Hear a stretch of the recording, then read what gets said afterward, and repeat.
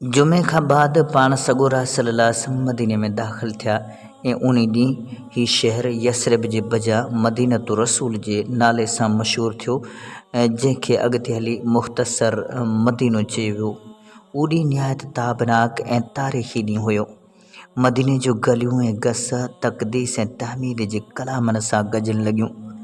अंसारनि जूं मासूम नियाणियूं सुहिणे महबूब सल्लल्लाहु अलैहि वसल्लम जे आज्ञा कंदे तराना ॻाए रही हुयूं ऐं ख़ुशी ऐं मसरत में ही शेर पढ़ी रहियूं हुयूं। नहनो जिवार मिन बनी नजार या हब्बदा मुहम्मदम मिन जारे।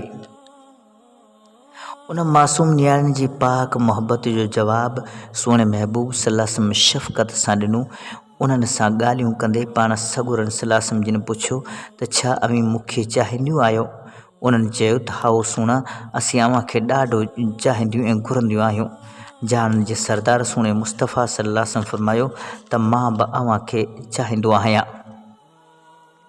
सुभान अल्लाह, उहा तारीख़ी घड़ी मदीने जे नसीब में आई ऐं मदीने जी खाक जे ज़रे ज़रे में दिलियूं उछलंदियूं रहियूं हुयूं। मदीने जे अंसार पंहिंजी फितरत जे एतबार सां ख़ुशि इख़लाक़, वज़ अल ज़रब, नेक ऐं महिमान नवाज़ हुया।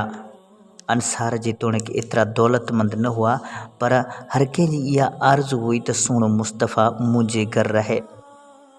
पाण सॻोरा सल्लल्लाहु अलैहि वसल्लम जंहिं बि अंसार जे घर खां गुज़रंदा हुआ, उहे घर वारा पाण सॻोरा सल्लल्लाहु अलैहि वसल्लम जी उठ जी मुहार जले अर्ज़ु कंदा हुआ त या नबी अल्लाह जा, ही घर आहे, ही दर आहे, ही जान आहे, ही माल आहे, सभु अव्हांजे क़दमनि तां क़ुर्बान, अव्हीं हिते तरसो।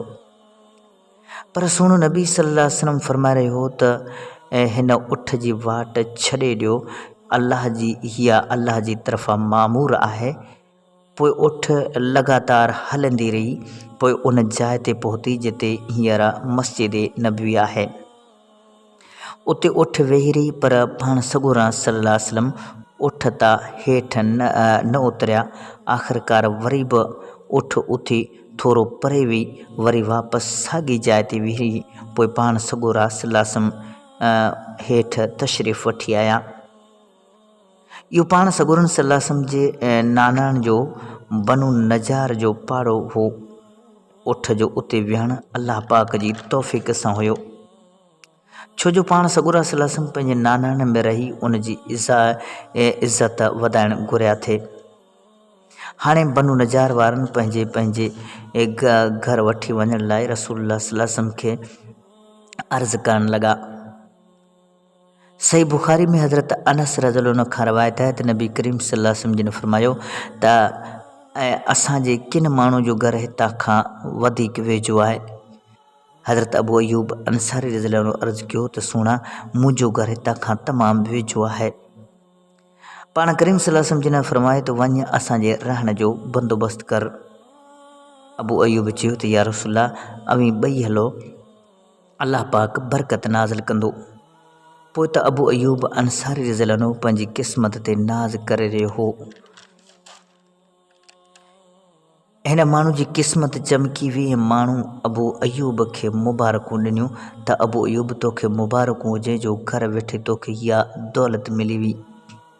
अहिड़ो बरगुज़ीदा, मुक़दस, अज़ीम मर्तबे वारो महिमान, जंहिं जहिड़ो महिमान हिन सिर ज़मीन ते न आयो, उन महिमान जो शरफ़ तोखे मुबारक हुजे।